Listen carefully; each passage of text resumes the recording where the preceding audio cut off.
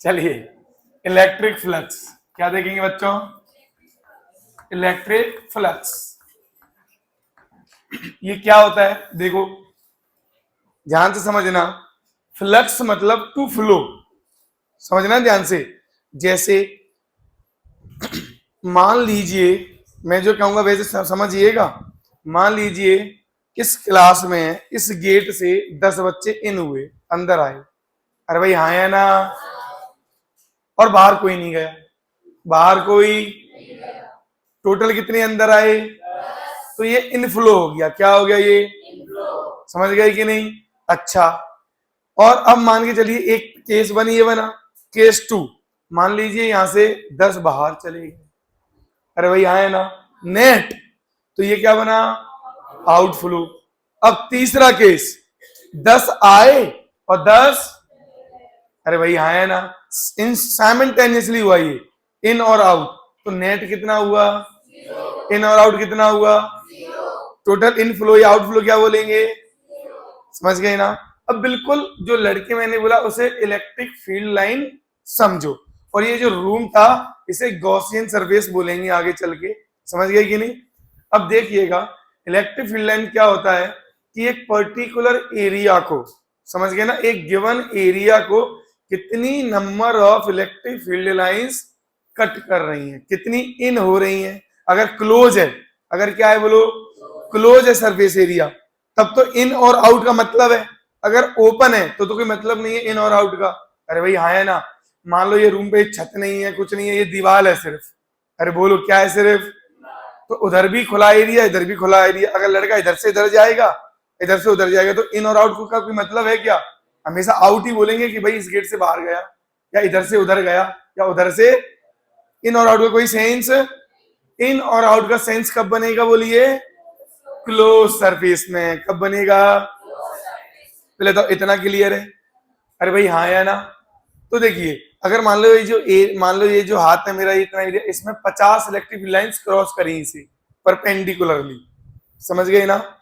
और एक जगह पे 100 करी, इस हाथ पे कितनी करी? तो इसका फ्लक्स होगा 5, तो इसका होगा 2 5। क्या होगा? तो फ्लक्स में सिंपली क्या मेजर कर रहा है बच्चों कि कितनी number of electric field lines एक गिवन एरिया को क्रॉस, मतलब यही तो रिप्रेजेंट कर रहा है। अरे भाई हाँ या ना? मेरी बात समझ गई? और कैसा? परपेंडिकुलरली। अरे क्लियर है ये चीज? अब समझिए, अब यहाँ पे तो जो फ्लक्स है बेटा, इलेक्ट्रिक फ्लक्स, सिंपली क्या हो गया? It is a measure of, बोलो लिखो एक line, it is a measure of number of electric field lines crossing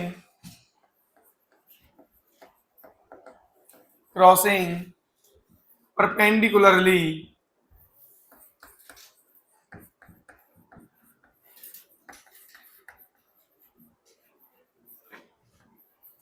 given cross sectional area या given surface area।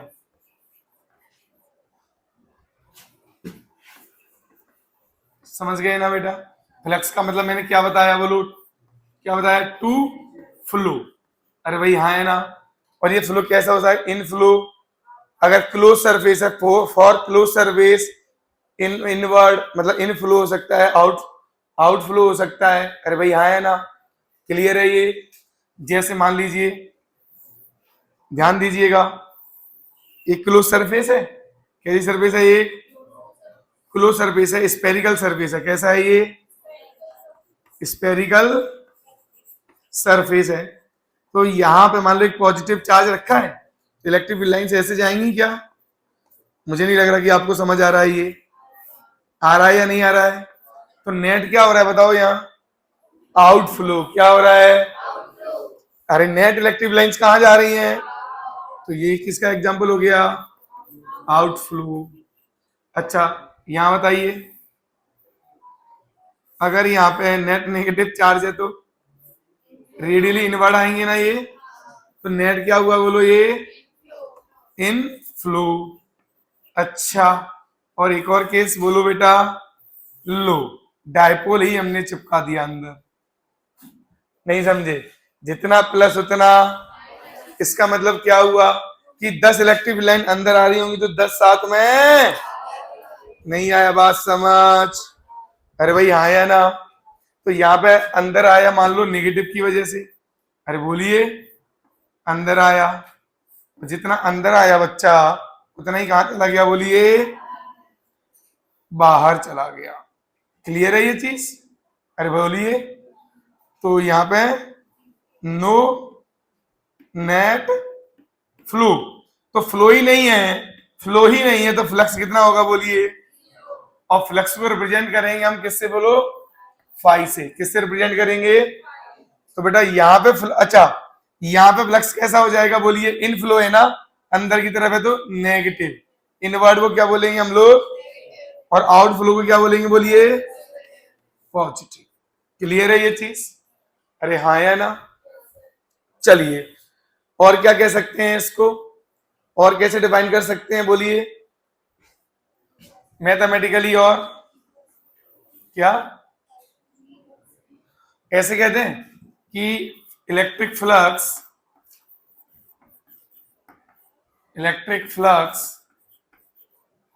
Mathematically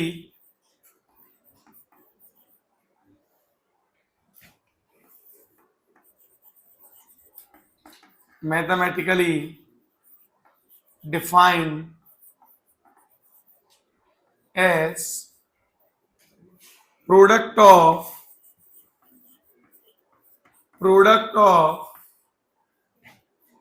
electric field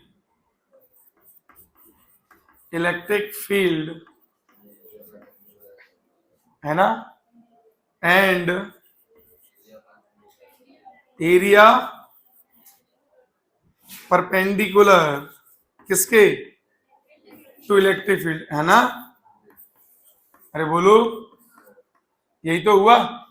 अच्छा अब ध्यान देना, अब यहाँ पे थोड़ा सा मैं प्रकाश डालना चाहूंगा एरिया वेक्टर पर, किस में प्रकाश डालना चाहूंगा, वैसे तो हम पहले भी बात कर चुके हैं कि एरिया जब वेक्टर क्वांटिटी, एरिया हमेशा, एरिया जो वेक्टर होता है वो हमेशा अपने नॉर्मल के अलोंग होता है, किसके अलोंग होता है बच्चों, ये बोर्ड है, बोर्ड पे नॉर्मल डालो तो बेटा क्या ये ऐसा होगा कि नहीं होगा, तो बोर्ड पे जो एरिया वेक्टर होगा क्या वो ऐसा होगा कि नहीं होगा, अरे बोलिए, तो area as a vector, area vector को थोड़ा सा बता देता हूं, एरिया वेक्टर, ठीक है, ध्यान दीजिए, तो बेटा अगर ये ओपन सरफेस है, ध्यान दीजिएगा कैसा सरफेस है ये, मतलब कोई क्लोज सरफेस नहीं है, ओपन सरफेस क्या है बोलिए, ओपन मतलब जैसे एक मैंने बोला ना एक सिर्फ दीवार है, अरे बोलिए ओपन सरफेस है ना, तो ये कंप्लीटली क्लोज नहीं है, लेकिन ये पूरा रूम है, ये क्या बोलिए कंप्लीटली क्लोज है, क्लियर है ना, तो ओपन सरफेस है, तो जो एरिया वेक्टर होगा वो बेटा किधर भी हो सकता है, ऊपर, अच्छा जिधर इलेक्ट्रिक फील्ड लाइन होंगी हम उधर मान लिया करेंगे उसे, अरे बोलिए, और किधर होगा ये, बिल्कुल perpendicular to the surface, perpendicular to the, ऐसे ऊपर भी हो सकता है और नीचे भी, कोई दिक्कत इसमें नहीं है, अरे सुन लिया कि नहीं, अगर इलेक्ट्रिक फील्ड लाइन नीचे आ रही है तो ये नीचे की तरफ हो जाएगा, और ऊपर आ रही है तो कोई लोड इसमें लेने की जरूरत नहीं है। अगर ये क्लोज सरफेस है, कैसा है बोलिए, क्लोज्ड सरफेस है ना, तो हमेशा एरिया वेक्टर कैसा होगा, outward, area vector is always outward, is always, सुन रहे हो या नहीं, इज ऑलवेज आउटवर्ड, तो यहां है तो एरिया वेक्टर अगर मैं यहां पे इस डीएस सरफेस पर देखूं बच्चा, कौन सी सरफेस पर, डीएस पर, किधर होगा बोलो, डीएस सरफेस, समझ गए कि नहीं समझ गए, अरे छोटा सा एरिया डीएस सरफेस कह सकते हो, तो इधर होगा डीएस वेक्टर, या और मैं क्या कहूं, डी ए वेक्टर, परपेंडिकुलर, क्या होगा बोलो ये, perpendicular to the surface, outward होगा हमेशा, कैसा होगा बोलिए, चाहे कैसा भी सरफेस हो, बोलो इतना क्लियर है कि नहीं है, पहले बताओ, क्या इतना क्लियर है सबको, कोई समस्या तो नहीं किसी को भी, बट आपको कोई समस्या तो नहीं इसमें, पक्का, हमेशा क्या होगा बोलो, आउट वर्ड्स, हमेशा क्या होगा, आउट वर्ड्स। क्लियर है ये चीज? चलिए अब ध्यान दीजिएगा, अब अगर मैं यहाँ पे फ्लक्स को डिफाइन करूं तो फिर बेटा फ्लक्स क्या आ जाएगा, देखिए ध्यान से, फ्लक्स आ जाएगा, अभी हमने बोला प्रोडक्ट, तो E vector dot A vector या एस वेक्टर, जो भी कहना चाहो आप। अरे भाई हाँ या ना? एस मतलब एरिया वेक्टर, अरे बोलिए, एरिया वेक्टर को चाहे तो एस वेक्टर लिख लो या ए वेक्टर लिख लो, तो E dot S vector. Clear है ये? अब ध्यान देना, मैंने डॉट ही प्रोडक्ट क्यों लिया, थोड़ा समझा दूं इस बात को भी, अरे समझा दूं। मान लीजिए अभी यहाँ पे इलेक्ट्रिक फील्ड यूनिफॉर्म है, इलेक्ट्रिक फील्ड कैसी है बच्चों, यूनिफॉर्म इलेक्ट्रिक फील्ड में फ्लक्स कैसे लिखा जाएगा, बोलिए, कुछ ऐसे, है ना। अब देखना, मान लो ये सरफेस है, देख पा रहे हो कि नहीं, देख पा रहे हो कि नहीं? मान लीजिए इलेक्ट्रिक फील्ड बेटा डी, जो इलेक्ट्रिक फील्ड लाइन है वो ऐसे है, सुना आपने मेरी बात कि नहीं सुना? इलेक्ट्रिक फील्ड लाइन कुछ ऐसे है। क्लियर है ये? और मान लो छोटू सा एरिया ले लिया मैंने ये, अरे बोलिए, अब इसमें जो एरिया वेक्टर है वो इधर है, अरे डीएस वेक्टर किधर है, बोलिए, इधर। दिख रहा है सभी को? इनके बीच में एंगल कितना ले लेते हैं, लेट इट बी थीटा। कितना ले लेते हैं, कितना ले लेते हैं? एक बात बताइए, चाहे तो इलेक्ट्रिक फील्ड के कंपोनेंट ले लो, चाहे डीएस वेक्टर का कंपोनेंट ले लो, मैं यहाँ इलेक्ट्रिक फील्ड का ले लूं क्या? तो इलेक्ट्रिक फील्ड के दो कंपोनेंट आएंगे, देखिएगा थोड़ा सा ध्यान से, एक तो इधर आएगा ई का कॉस, और एक इधर आएगा ई का साइन थीटा। समझ रहे हो या नहीं? ये सरफेस पे कुछ इस प्रकार होगा, ठीक है। अच्छा एक बात बताइए, इस डीएस सरफेस पर देखिए एरिया वेक्टर किधर है, अरे किधर है? एक बात बताइए, क्या लग रहा है कि एरिया को काटता हुआ कौन सा इलेक्ट्रिक फील्ड लाइन जा रहा है, ये वाला कि ये वाला? ये वाला तो ऐसा लग रहा है कि टच करते हुए जा रहा है। कैसा लग रहा है, बोलो, बोलो, लग रहा है कि नहीं कि ऐसे टच करते हुए लेकिन काटते हुए कौन सा जा रहा है? जो डीएस वेक्टर के पैरेलल है, जो डीएस वेक्टर के और सरफेस के परपेंडिकुलर, एरिया के परपेंडिकुलर और एरिया वेक्टर के पैरेलल। नहीं आई बात समझ? एरिया के, एरिया वेक्टर के, ये जिला कि नहीं जिला? जैसे ये एरिया है तो एरिया वेक्टर क्या होगा, ये सरफेस के, सरफेस के, तो एरिया वेक्टर क्या होता है, सरफेस के perpendicular, it is perpendicular to, हाँ, परपेंडिकुलर टू सरफेस एरिया। अरे बोलिए, सरफेस एरिया के क्या होता है, एरिया वेक्टर परपेंडिकुलर। तो अब बताइए मुझे कि मैंने तो बोला था डेफिनेशन में कि कौन सा वाला चाहिए, जो काट रहा है, जो सरफेस को, तो कॉस कंपोनेंट लेंगे या साइन कंपोनेंट लेंगे? तो अगर मैं न्यूमेरिकली लिखूंगा, छोटा सा डी फाई लिखूं सपोज, तो क्या लिखूंगा, बोलिए, डी एस, ये डी एस हुआ इंटू ई कॉस थीटा। अरे हाँ या ना, अरे हाँ या ना? तो बेटा इसको मैं क्या लिख सकता हूं, बोलो, E vector dot D S by vector, और ये डी फाई, ये क्या हो गया, डी। ये कब लगेगा, बोलो, जब ई कैसा होगा, वेरिएबल। जब ई कैसा होगा, ये तो सब में लगता है, वेरिएबल यूनिफॉर्म कहीं भी लगा लो, है ना। अरे बोलिए, लेकिन ये सिर्फ और सिर्फ कहां लगेगा, अरे बोलिए। अब यहां पे टोटल निकालने के लिए क्या करना पड़ेगा? अच्छा डॉट प्रोडक्ट है तो फाइनल आंसर डॉट प्रोडक्ट का क्या होगा, स्केलर या वेक्टर? स्केलर। क्या होगा, बोलिए? तो बेटा ये स्केलर क्वांटिटी होगा। कैसा क्वांटिटी होगा, बोलिए? स्केलर क्वांटिटी होगा। तो ये जो फाई आएगा यहां से, बोलिए कितना आ जाएगा, ये फाई इंटीग्रेट होके, बोलो, जो भी ई होगा इसके साथ इंटीग्रेट हो जाएगा। अरे बोलिए, E into D S. Clear होगी मेरी बात, समझ में आ रहा है कि नहीं? ये सरफेस इंटीग्रल है बच्चों। ये कैसा इंटीग्रल है, बोलो कैसा इंटीग्रल है ये? तो चाहो तो मैं यहाँ एस लिख दूं, और एस क्या रिप्रेजेंट करेगा, बोलो? Surface integral. एस क्या रिप्रेजेंट करेगा, बोलो? क्या रिप्रेजेंट करेगा, बोलो? बोलो क्लियर है ये चीज? आगे चल के अपन पढ़ेंगे फ्लक्स में कि कुछ क्लोज इंटीग्रल भी कुछ होता है, सरफेस क्लोज इंटीग्रल, वो आगे देखेंगे हम लोग। अभी हाल फिलहाल छोटी सी बात समझ में आ गई है आपको? क्या बताइए, फ्लक्स आपको समझ में आ रहा है कि नहीं आ रहा है? बहुत सिंपल सी चीज है कि नहीं है ये? अभी इस पे 2-4 क्वेश्चन करेंगे, अपने आप दिमाग में छप जाएगा कि क्या होता है ये। फटाफट इतना नोट कर लो। अभी यहाँ पे ये लिख लीजिएगा कि क्या क्या ये फ्लक्स है, क्या क्या फ्लक्स के बारे में क्या क्या लिख लोगे। स्केलर क्वांटिटी है, क्या है बोलो ये? स्केलर क्वांटिटी, ठीक है। दूसरा, इसका ऐसा यूनिट क्या होगा बोलिए? हाँ, न्यूटन मीटर स्क्वायर पर कूलम। अरे बोलिए, इसका ऐसा यूनिट क्या, वो सॉरी, डायमेंशनल फॉर्मूला क्या होगा? बोलिए डायमेंशनल फॉर्मूला। इधर देखिए, न्यूटन के लिए लिख दीजिए पहले तो एम एल टी माइनस 2। इधर एक और एल आ जाएगा तो एल स्क्वायर। अरे बोलो हाँ या ना? अब ये कूलाम के लिए मैं क्या लिख सकता हूं? मैं ए टी क्या लिख सकता हूं? तो टी नीचे आएगा एक और। अरे आएगा या नहीं? तो टी पे -3 और ए पे -1। ये डायमेंशनल फॉर्मूला आ जाएगा। क्या? एक मिनट, एल स्क्वायर इधर है और एक एल इसमें है तो एल क्यूब हो जाएगा बिल्कुल।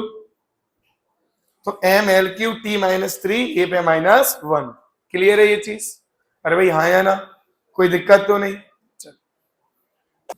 कुछ क्वेश्चन तो कर लें अब इस पे। चलिए देखो, पहला क्वेश्चन चुन्नू मुन्नू सा।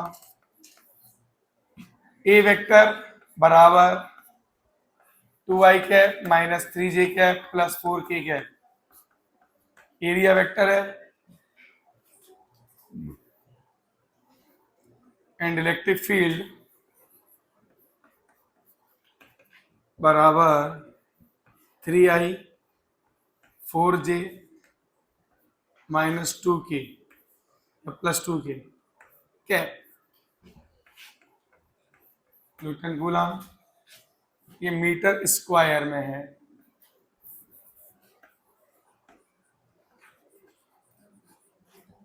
Find electric flux through A vector due to E vector. करिए करिए करिए जल्दी। दूसरा,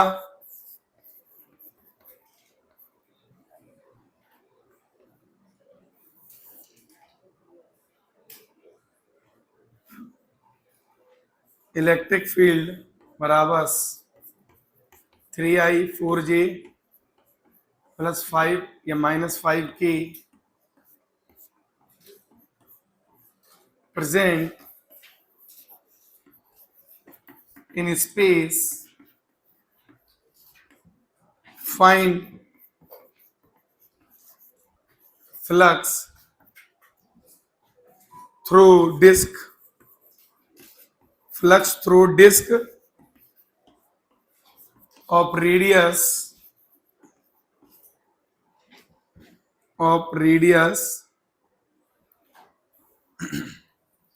2 by pi root pi 2 by root pi meter placed in xz plane, which is placed in, ऐसे भी लिख सकते हो, which is placed in xy plane। तीसरा question, uniform electric field lines हैं, ठीक है।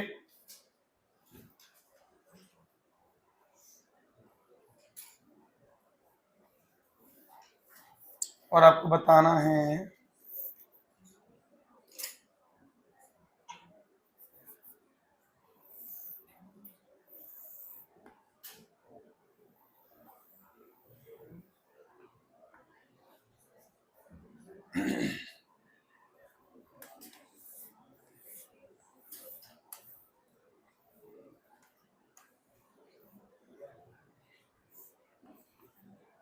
ये ओपन है,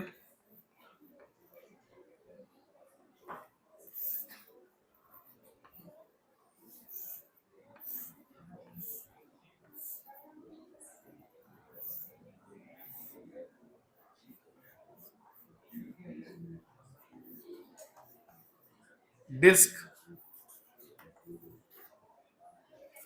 हॉलो हेमिस्फीयर,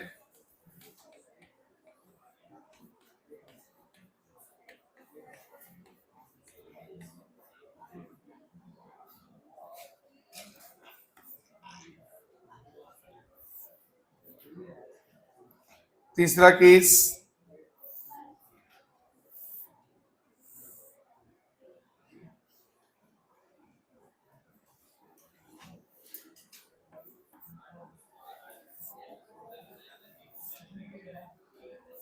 क्या हुआ,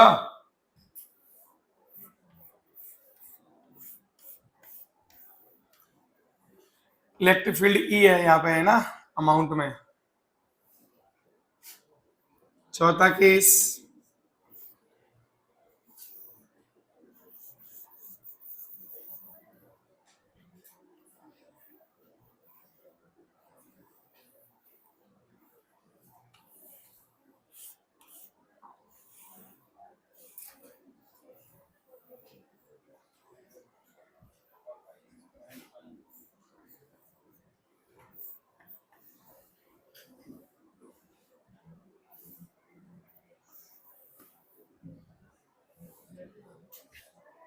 अगला क्वेश्चन,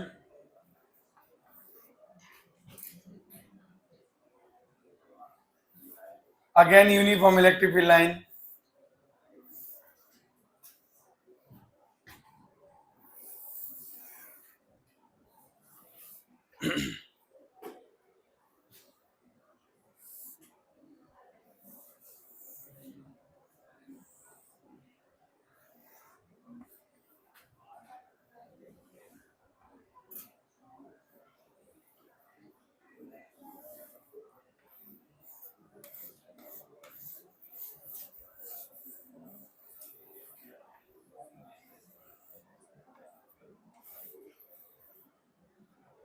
ठीक है।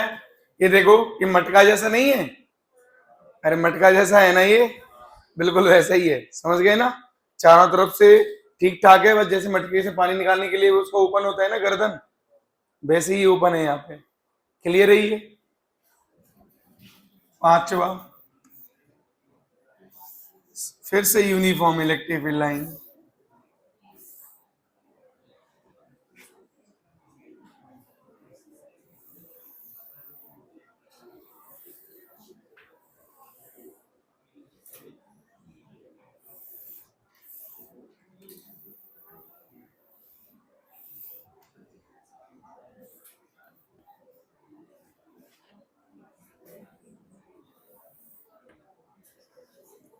ये ओपन है, इधर हेमिस्फीयर है ये भी,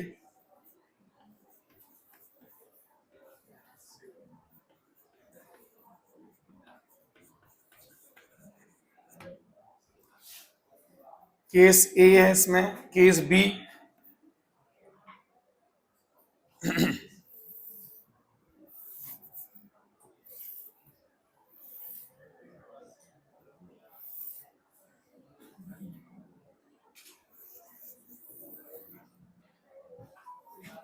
क्लोज सरफेस,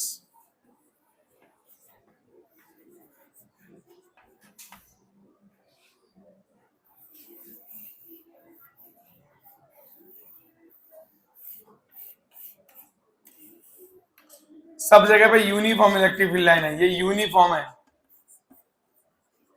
मैग्नीट्यूड इजी, ये सब जगह यूनिफॉर्म है, यूनिफॉर्म याद रखना, magnitude easy, electric field is uniform,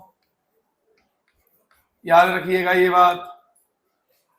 चलो करो इन सबको, क्वेश्चन सब कुछ क्लियर है। ये यहाँ पे समझ में आ रहा है ना, हेमिस्फीयर को कुछ ऐसे रखा हुआ है, अरे बोलो, और ये क्लोज सरफेस है कुछ तो भी शेप की, अरे भाई क्लियर है ना। देखिए यहाँ पे पहले क्वेश्चन को एरिया वेक्टर के बने और ई वेक्टर के बने, और इलेक्ट्रिक फील्ड यहाँ पे देखो कांस्टेंट है, कैसी है बोलिए? तो सीधा मैंने बोला था ना कांस्टेंट वाले के लिए क्या लगेगा, ए वेक्टर डॉट ई वेक्टर। तो आई के साथ जाएगा 6, ये इसके साथ जाएगा -12, ये इसके जाएगा +8, तो कितना आया बोलिए?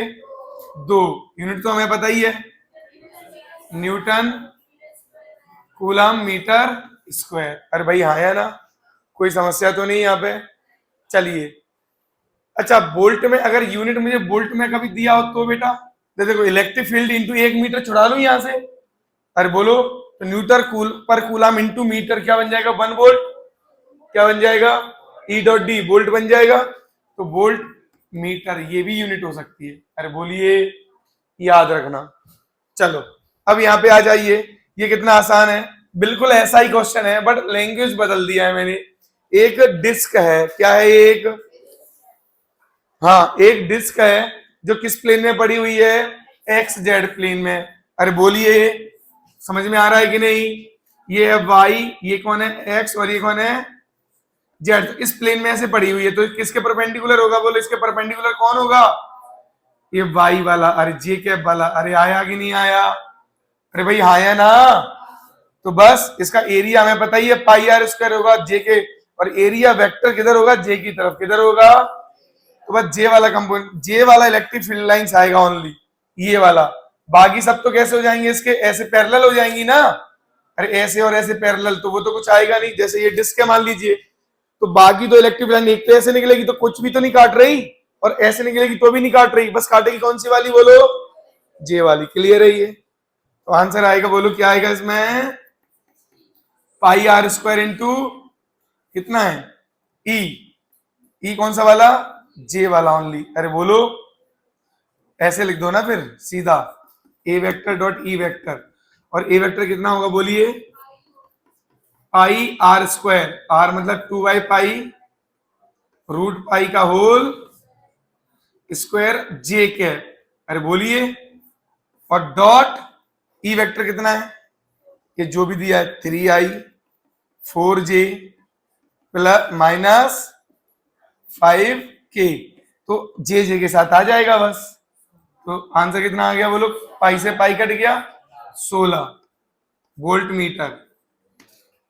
चलिए यहां जाइए, इन सब का आंसर सेम होगा, समझ में आ रहा होगा आपको।